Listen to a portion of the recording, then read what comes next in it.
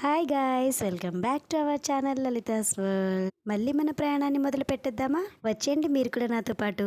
ఈసారి ఎక్కడికంటే last 2 places cover చేసేసాం కదా. మహానంది అండ్ గద్వాల్ జోగులాంబ అమ్మవారు బాలబ్రహ్మేశ్వర స్వామి టెంపుల్ ని అయితే దర్శించుకున్నాం కదా. ఆ 2 ప్లేసెస్ లో దర్శనం అయిపోయిన తర్వాత పొద్దున్నే స్టార్ట్ అయిపోయాము.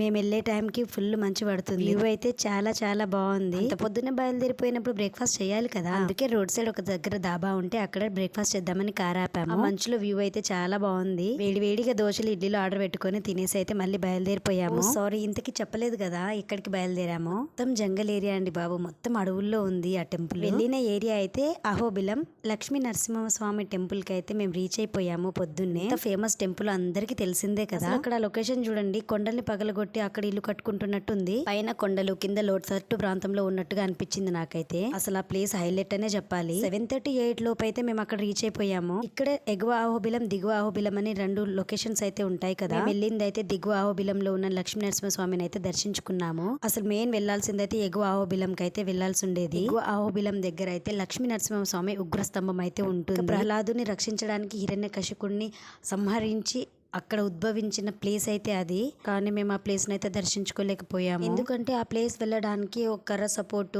అండ్ రూప్ పట్టుకొని పైకి కొండకైతే ఎక్కాల్సి ఉంటుంది. కానీ మాకున్న చిన్న పిల్లల వల్ల మేమైతే ఆ ప్లేస్ కి వెళ్ళలేకపోయాము. పైన అయితే హిరణ్యకశిపుని సంహరించిన తర్వాత స్వామి చేతులు కడుక్కుంటారు కదా, అది కూడా పైనే ఉంటుంది. అసలైతే వెళ్లాల్సిన మెయిన్ ప్లేస్ అయితే అదే. కానీ చెప్పాను కదా, చిన్నపిల్లలు ఉండడం వల్ల మేమైతే ఆ ప్లేస్ కి వెళ్ళలేకపోయాము. చాలా ఫీల్ అవుతున్నా నేను వెళ్ళినందుకు. లక్ష్మీ నరసింహస్వామి దయ వల్ల ఫర్దర్ గా మాకు మళ్ళీ ఇంకొకసారి వెళ్ళే అవకాశం దొరికితే ఖచ్చితంగా ఈసారి ఆ ఉగ్రస్తంభం ఎక్కేదానికి ట్రై చేస్తాము. ఆ రోజు ఇంకోసారి రావాలని చెప్పి ఆ దేవుడిని నేను మళ్ళీ కోరుకుంటున్నాను. అసలు ఆ ప్లేస్ చూడండి ఎలా ఉందో, ఎవరో గోడలు ఇల్లు కట్టినట్టే ఉంది. మేము వెళ్లే టైంకి ఆల్రెడీ లోపల అక్కడ పూజ జరుగుతుంది. మేము పూలు అవి కొనుక్కొని దీపం పెడదామనేసి మేము వెళ్ళాము. చాలా ప్రశాంతంగా ఉంది ఏరియా అయితే. టెంపుల్ లో కూడా రష్ అసలు ఏమీ లేదు. పూజ జరిగేటప్పుడు గుడి ద్వారాలు మూసేసి లోపల మాత్రమే పూజ చేసుకుంటారు. పూజ అయిపోయిన తర్వాత గుడి ద్వారాలు ఓపెన్ చేస్తారంట. మేము వెళ్ళిన టైంకి గుడి ద్వారాలు మూసుండే మేము భయపడిపోయాము, ఏంటి గుడి ఎందుకు ఇట్లా మూసు అని. తర్వాత అక్కడ ఒక పెద్ద ఆవిడ చెప్పింది లోపల పూజ జరుగుతుంది, అది అయిపోయిన తర్వాత ద్వారాలు ఓపెన్ చేస్తారు, అప్పుడు మనం దర్శించుకోవచ్చు అని చెప్పింది. ఆ లోపు మేము బయట దీపం పెట్టి దేవుడికి దండం పెట్టుకున్నాము. కొంచెం లోపలికి వెళ్తుంటే అందరు కర్రలు పట్టుకుని పోతున్నారు. మేము అనుకున్నాము అక్కడ కోతులు చాలా ఉండేసరికి కోతులని తోలడానికి తీసుకెళ్తున్నారేమో అనుకున్నాము. ఒక ఆవిడ అక్కడ చెప్పింది ఏంటంటే పైన ఎగువ అహోబిలం ఉంటుంది కదా, అక్కడ వెళ్లేదానికి అందరు అలా కర్ర సపోర్ట్ తీసుకుని పోతున్నారని చెప్పింది. అక్కడ నుంచి ఆల్మోస్ట్ 3 to 4 కిలోమీటర్స్ ఉంటుందని చెప్పింది. కానీ మాకు పిల్లల వల్ల మాకు వెళ్ళేదానికి కుదరలేదు. బయట కూర్చొని టైం పాస్ చేసాం. టెంపుల్ ఓపెన్ అయ్యేసరికి మేము ఫోటోలు అవి దిక్కుంటూ మంచిగా టైం పాస్ చేసాము. మెయిన్ మస్ట్ అండ్ షుడ్ ఫోటోలు, వీడియోలు అవి మనకి వీడియోలో కనిపిస్తున్నారు కదా. అందరు పైకి వెళ్ళేసి వస్తున్నారు, కొంతమంది వెళ్తున్నారు కూడా. కానీ మాకే కుదరలేదు. నో ప్రాబ్లం, నెక్స్ట్ టైం వెళ్ళేదానికి ఖచ్చితంగా ట్రై చేస్తాము. అసలు అక్కడ దాకా వెళ్ళానంటే నేనంటే గ్రేట్ అని చెప్పాలి. ఎందుకంటే నేను అన్ఎక్స్పెక్టెడ్ గా బయలుదేరాను. నేను లాస్ట్ వీడియోస్లలో చెప్పాను కదా, దేవుడి దయ వల్ల నాకు అక్కడ దాకైనా దర్శనం చేసుకునే దానికైతే అవకాశం దొరికింది. ఇంకా ఎవరైనా అలాంటి ప్లేసెస్ కి వెళ్ళని వాళ్ళు ఉంటే ఖచ్చితంగా వెళ్ళేదానికి ట్రై చేయండి. ఇంతవరకు నేను దర్శించుకున్న టెంపుల్స్ ఒక ఎత్తు అయితే, నెక్స్ట్ నేను వెళ్ళిన టెంపుల్ ఇంకొక ఎత్తు అనుకోండి. టెంపుల్ గురించి ఇప్పుడు తలుచుకుంటుంటే ఇప్పుడు కూడా నాకు చాలా హ్యాపీగా అనిపిస్తుంది. అక్కడ వరకు నేను దర్శించుకుని వచ్చానా అని. ఇదంతా ఒక ఎత్తు అయితే అది ఇంకా నాకు డబుల్ త్రిబుల్ హ్యాపీనెస్ ఇచ్చిందనే చెప్పొచ్చు. అక్కడ హైలైట్ చూడండి, కోతుల హెయిర్. నాకైతే అది ఎవరో హెయిర్ కట్ చేసినట్టే అనిపించింది. భలే ఫన్నీగా అనిపించింది.